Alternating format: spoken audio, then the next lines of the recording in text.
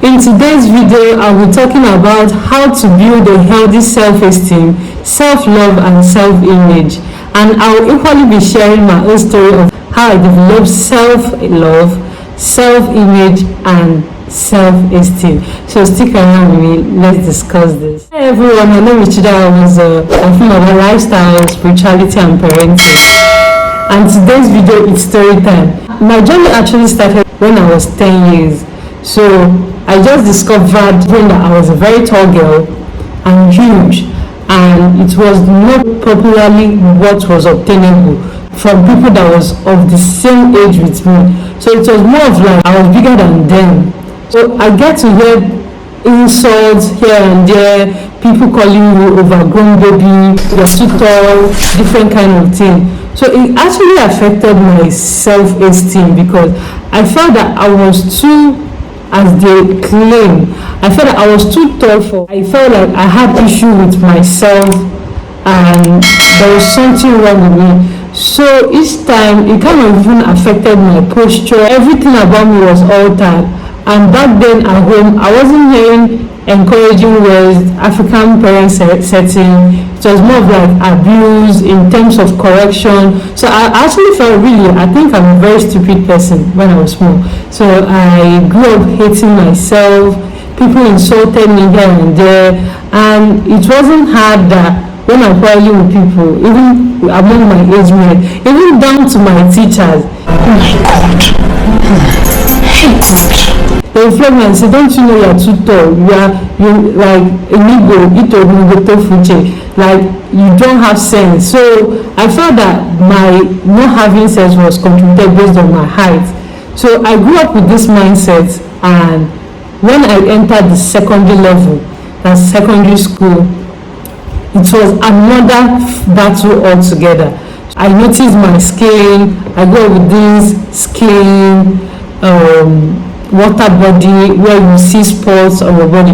We call it in English kind of made my skin somehow, especially during rainy season. And people commented in several ways like your skin is not good and all that. Like it was another this girl, I don't know what is wrong with you. Like it was like you're not gonna make it in this life.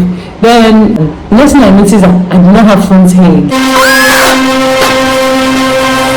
Hey, I was like, it seems like they're following me from the village, like I don't understand.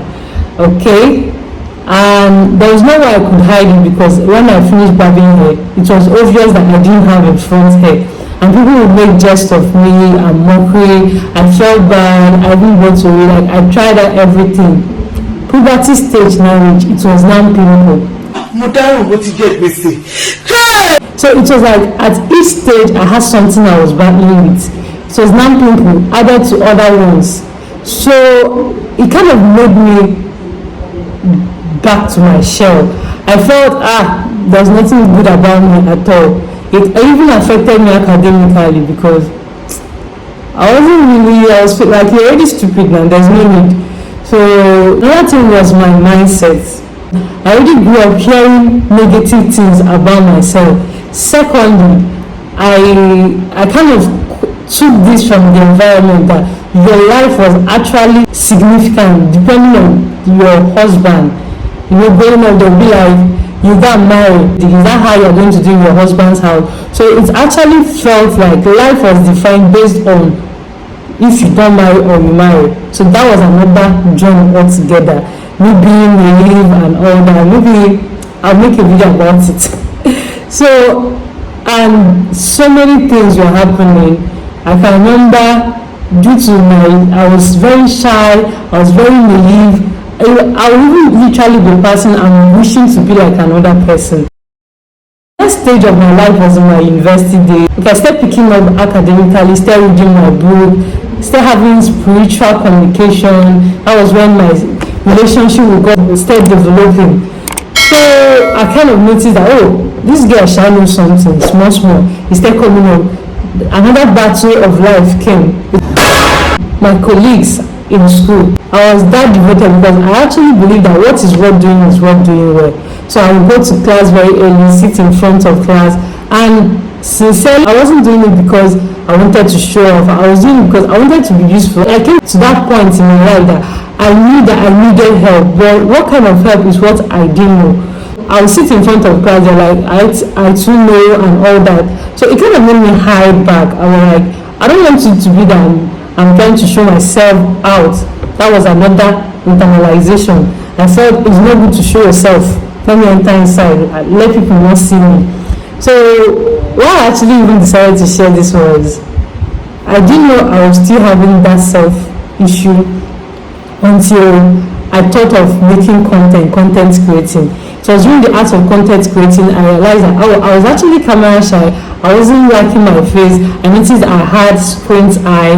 My face was somehow. So a lot of things I could not barely remember. But I knew that my childhood was kind of miserable for me because I felt I wasn't worth living.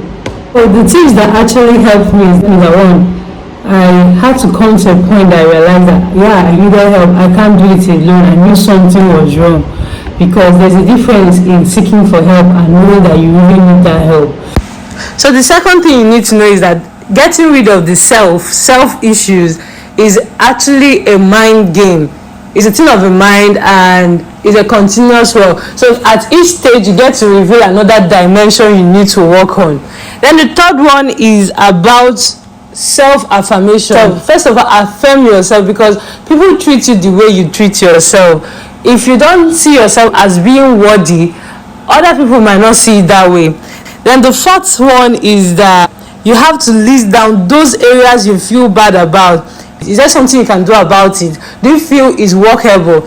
Then is that area you begin to work on, begin to adjust yourself. Because I had to work on my posture, I worked on my mindset, I went down to how I speak.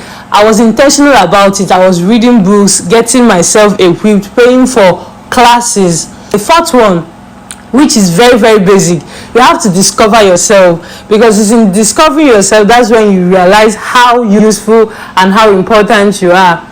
And the best way to discover yourself is, one, through prayers, through going back to your creator, asking him what he has in store for you.